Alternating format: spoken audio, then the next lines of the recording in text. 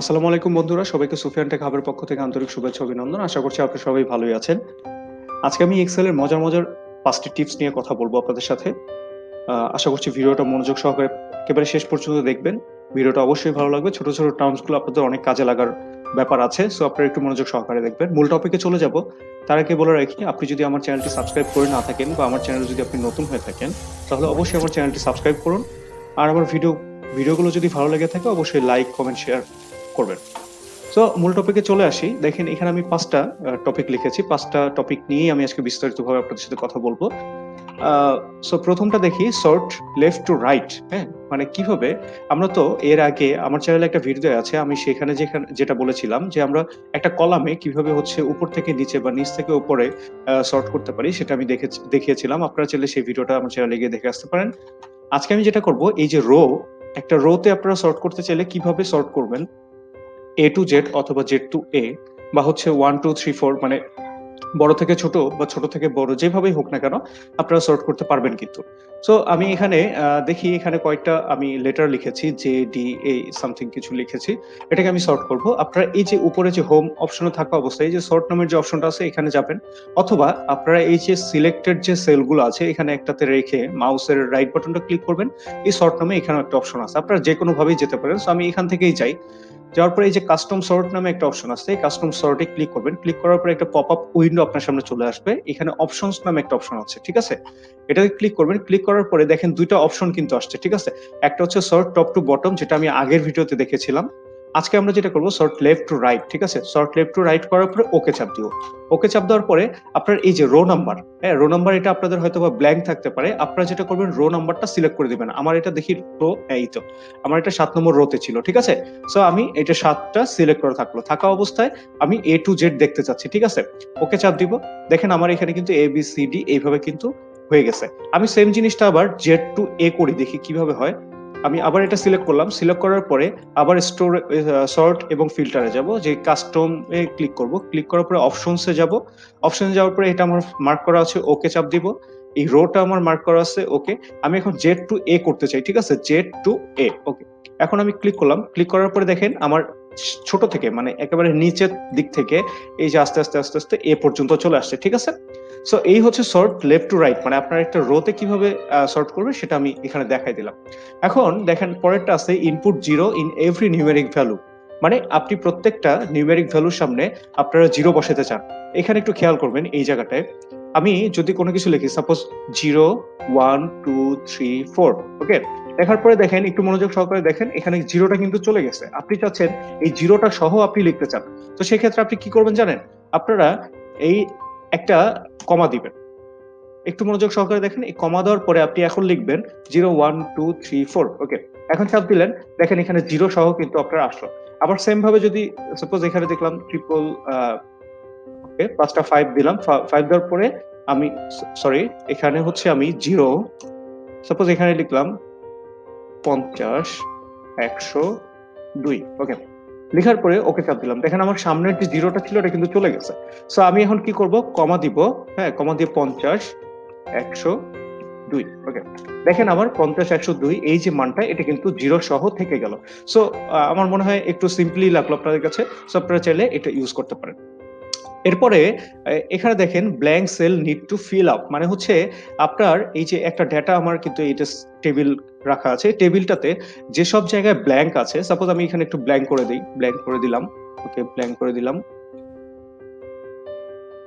এগুলো জায়গা আমি ব্ল্যাংক করে দিলাম। ঠিক আছে? এখন আপনি চাচ্ছেন এই ব্ল্যাংক আপনাদের যতগুলো ডেটা থাকবে, এই ব্ল্যাংক যতগুলো আছে সেখানে আপনি কোনো না কোনো ডেটা বসাতে চাচ্ছেন, কোনো না কোনো মানে ওয়ার্ড বসাতে চাচ্ছেন, নিউমেরিক ভ্যালু বসাতে চাচ্ছেন, যেকোনো কিছু চাচ্ছেন না কেন সেটা আপনারা তো একটা করে আপনারা বসানো কিন্তু সোটা। সো আপনারা কি করবেন সেটা আমি একটু দেখাই দিই, আপনি একটু মনোযোগ সহকারে দেখবেন। আপনারা এই যে পুরো যেই ডেটাগুলোতে আপনি ব্ল্যাংক খুঁজতে চাচ্ছেন এবং খোঁজার পরে সেখানে হচ্ছে কোনো ডেটা ইনপুট করতে যাচ্ছেন, সেটা কিভাবে করবেন? সেই ডেটাগুলো পুরোটা সিলেক্ট করবেন। করার পরে আপনার এই যে উপরে যে F5 বাটন আছে, F5, ঠিক আছে? এই F5 বাটনটা চাপ দিবেন। চাপ দেওয়ার পরে একটা পপআপ আসবে। হ্যাঁ, পপআপে আপনি কি চাচ্ছেন? এই যে দেখেন, এই যে এরকম একটা পপআপ আসবে। পপআপে আপনি স্পেশাল এ ক্লিক করবেন। এই যে অপশনটা স্পেশাল এ ক্লিক করবেন। করার পরে এই যে ব্ল্যাংক নামের যে অপশনটা আছে, ব্ল্যাংক এর অপশনটা ক্লিক করবেন। ঠিক আছে?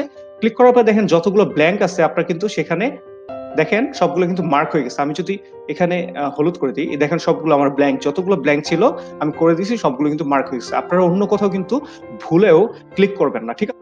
এখন সাপোজ আমি এখানে লিখবো এই, আমি কিন্তু আবার বলছি যে আপনি কোনো জায়গায় অন্য কোথাও এই সিলেক্ট হওয়ার পরে কোনো জায়গায় আপনি সিলেক্ট করবেন না।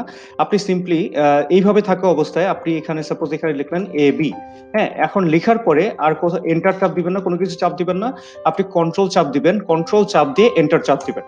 দেখেন আমার এই যে যতগুলো হলুদ মার্ক করা ঘর ছিল সবগুলোতে, এই যে সবগুলোতে কিন্তু এ বি যে ডাটাটা আমি বসাইলাম সেটা কিন্তু চলে গেছে। সো আশা করছি এই জিনিসটা বুঝতে পেরেছেন। এখন আমি যেটা করব, এই ডিলেট, হ্যাঁ 4 নম্বর যে টিপসটা সেটা হচ্ছে delete data with one click. মানে হচ্ছে আপনি অনেক সময় হয় না যে আপনারা যতগুলো ডাটা থাকে সবগুলো সিলেক্ট করলেন, করার পরে হচ্ছে এটা ডিলেটে চাপ দিয়ে ডিলেট করে দিলেন। আসলে এটা অনেকগুলো ডাটার ক্ষেত্রে কিন্তু এটা সমস্যা হইতে পারে। আপনারা কিন্তু এখন আপনাদের কোনো কিবোর্ডে কোনো বাটন চাপতে হবে না, কোনো কিছু চাপতে হবে না। আপনারা যেটা করতে পারেন, দেখেন আমি এই যে ডাটাগুলো সবগুলো সিলেক্ট করলাম, একটু মনোযোগ সহকারে দেখবেন, সব সিলেক্ট করলাম, করার পরে কি করব, এই যে একেবারে কোনায়, হ্যাঁ আপনি কার্সরটা আনার পরে একটা প্লাস চিহ্ন আসছে না, এটাতে চাপ দিয়ে ধরবেন। চাপ দিয়ে ধরার পরে আপনি যতটুকু ডাটা ডিলিট করতে যাচ্ছেন, এই যে ডিলিট করলাম, আস্তে আস্তে ডিলিট করলাম, ওকে ডিলিট করলাম, ওকে দেখেন আমার সবগুলো ডাটা যতগুলো আমি ডিলিট করতে চাইছি সবগুলো কিন্তু ডিলিট হয়ে গেছে। আমি আবার সেম ভাবে দেখাই, সাপোজ আমি এই পুরোটা করব, পুরোটাতে আমি এই যে প্লাস যে চিহ্নটা এটা আসার পরে আমি মাউসের লেফট বাটনটা ক্লিক করলাম, ক্লিক করে হচ্ছে আস্তে আস্তে আস্তে আস্তে যতটুকু আমি ডিলিট করতে চাই আমি সবগুলোই ডিলিট করতে চাই। সো হচ্ছে সবগুলো আমি ডিলিট করলাম, দেখেন সবগুলো কিন্তু আমার ডেটা চলে গেল, ঠিক আছে? আশা করছি বুঝতে পারছেন।